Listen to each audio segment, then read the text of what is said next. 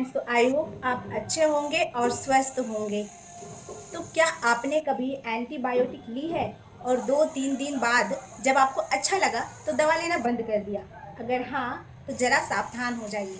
हो सकता है आपकी ये छोटी सी लापरवाही आने वाले समय में आपके और लाखों लोगों की जान खतरे में डाल सकती है। सबसे पहले जानते हैं एंटीबायोटिक क्या होता है और कैसे काम करता है। एंटीबायोटिक एक ऐसी दवा है जो हमारे शरीर में मौजूद बैक्टीरिया को मारती है या उनकी बढ़ने की क्षमता जो होती है उसको रोक देती है। तो कुछ एंटीबायोटिक्स बैक्टीरिया की दीवार को तोड़ देती है और कुछ उनकी प्रोटीन फैक्ट्री को बंद कर देती है, और कुछ एंटीबायोटिक तो उनका डीएनए आरएनए ही पूरा बिगाड़ देती है।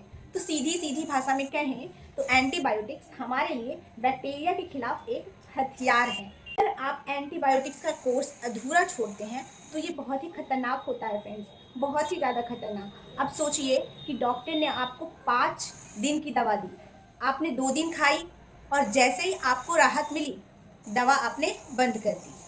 तो हुआ क्या? क्या हुआ?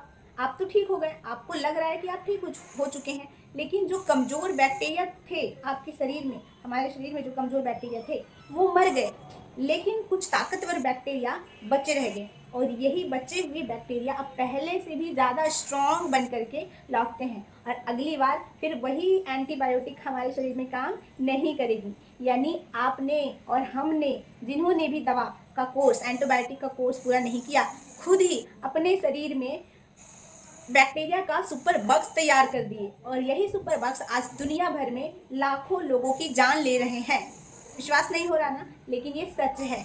भारत और पूरी दुनिया का डेटा देखें तो आपको और भी ज़्यादा हैरानी होगी। भारत में करीब हर साल 2.97 लाख लोग सिर्फ एंटीबायोटिक रेजिस्टेंस की वजह से अपनी जान गंवा देते हैं।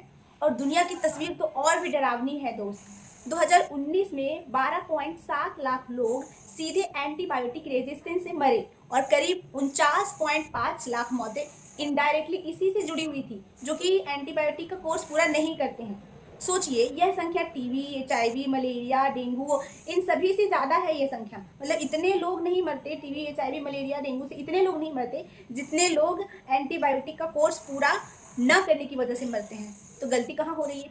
समस्या दो तरफ से है। अब देखते हैं एंटीबायोटिक का बेवजह इस्तेमाल कब हम करते हैं। सर्दी, जुकाम और वायरल इन्फेक्शन में भी एंटीबायोटिक खा लेते हैं और कोर्स अधूरा छोड़ देते हैं। पहला तो हम, मतलब थोड़ा सा वायरल इन्फेक्शन हुआ तो हमने वायरस यदि अटैक किया है फ्रेंड्स, तो एंटीबायोटिक काम नहीं करता, वो हमेशा बैक्टीरिया अटैक करता है तभी काम करता है। तो वायरल इन्फेक्शन हुआ तो एंटीबायोटिक खा लेते हैं, यहाँ पे गलती होगी। दूसरा, उसका कोर्स अधूरा छोड़ देते हैं, यानी इन्फेक्शन अधूरा, दवा पूरा नहीं खत्म हुआ, हमने पूरा उसको खत्म नहीं किया। ये छोटी छोटी आदतें जो हैं हमारे भविष्य के लिए बहुत बड़ा खतरा बन सकती है। तो हम क्या कर सकते हैं? इसका कुछ मिनी सोल्यूशन निकाल सकते हैं। एंटीबायोटिक हमेशा सिर्फ डॉक्टर की सलाह पर ही ले, डॉक्टर यदि बोले तभी आप एंटीबायोटिक ले। और सबसे जरूरी, कोर्स कभी अधूरा ना छोड़ें, चाहे आपको जल्दी आराम क्यों ना मिल जाए। दूसरे की बची हुई दवा यूज भी ना करें। कोई बीमार था, वो ठीक हो गया है तो आपने सोचा मैं अब बीमार हूँ तो उसका दवा मैं इस्तेमाल कर लेता हूँ, ऐसा भी नहीं करना है। और बच्चों में निमोनिया जैसे इन्फेक्शन, मैंने एक वीडियो में निमोनिया का पूरा डिटेल बताया है, कैसे होता है क्या होता है।